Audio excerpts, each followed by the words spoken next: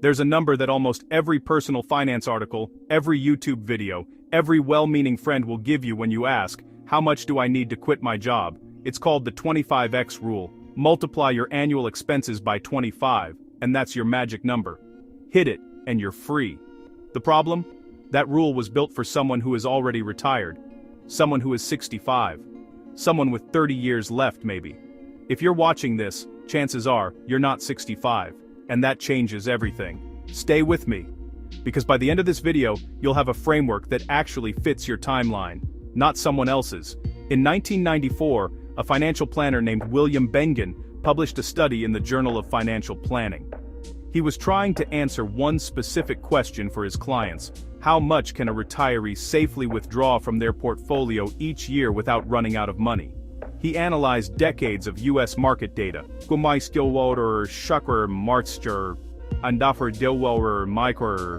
back to 1926, and came up with an answer: 4%. Withdraw 4% of your portfolio in year 1, then adjust for inflation each year after that, and your money should last at least 30 years under even the worst historical market conditions.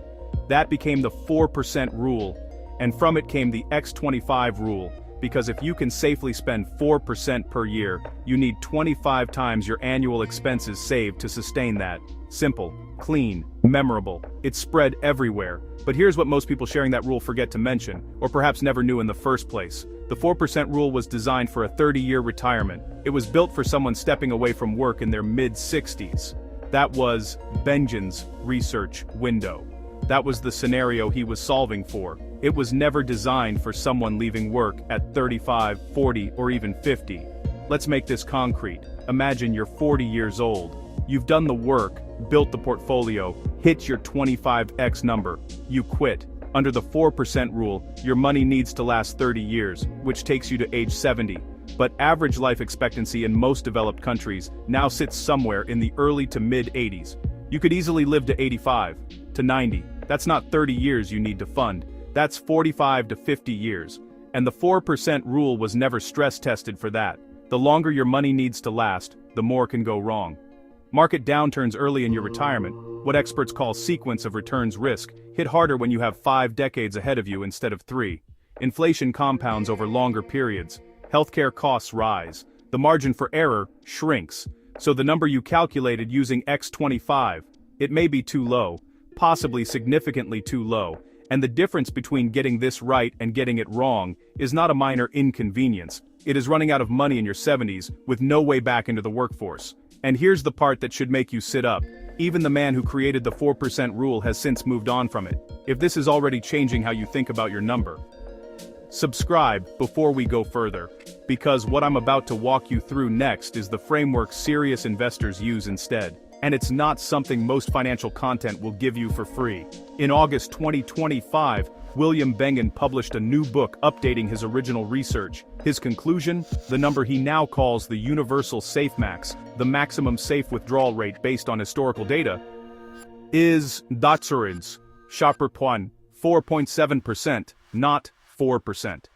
He also clarified something that gets lost in translation when people repeat the rule. The 4% only applies to your first year of withdrawals. After that, you adjust for inflation annually. It was never meant to be a flat rate every single year. Most people applying this rule have been applying it incorrectly. Now 4% to 4.7% doesn't sound dramatic, and on its own it isn't. But Bengen's update also comes with an important caveat. This still assumes a 30-year horizon, a portfolio of roughly 65% equities and 30% bonds, and it is based on past market performance, not a guarantee of future results. His own creator has updated and contextualized the rule.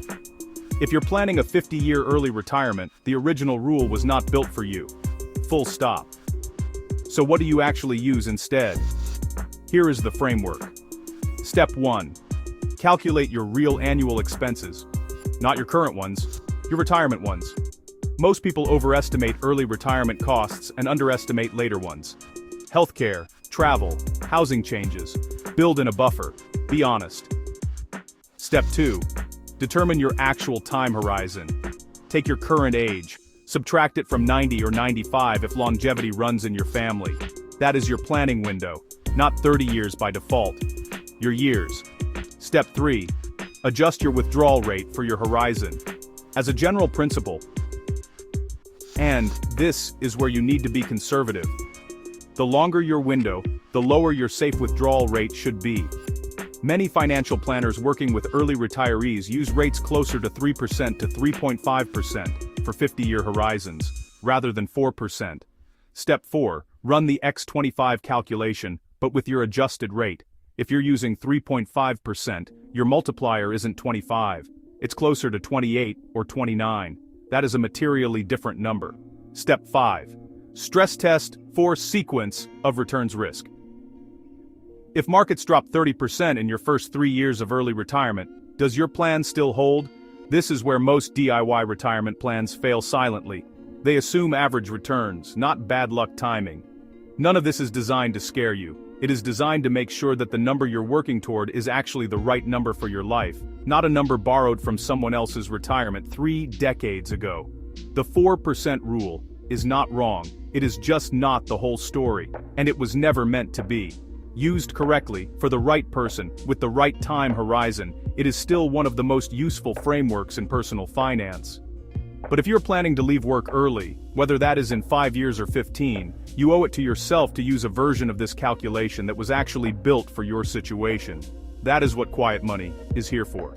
Finance, explained properly, without the noise.